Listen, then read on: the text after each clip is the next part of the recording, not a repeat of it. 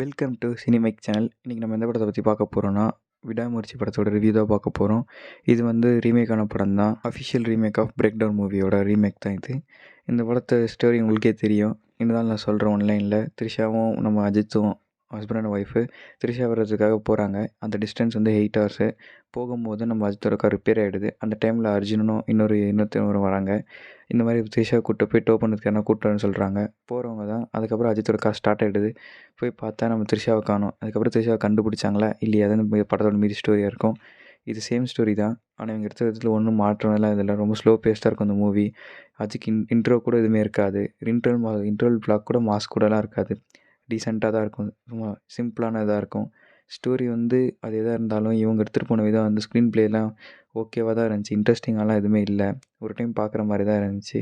Background மியூசிக்லாம் சூப்பராக இருந்துச்சு. விடாமுயற்சி சாங் அந்த பத்திக்கிச்சு செம்மையாக இருந்துச்சு தேட்டரில் பார்க்கும்போது.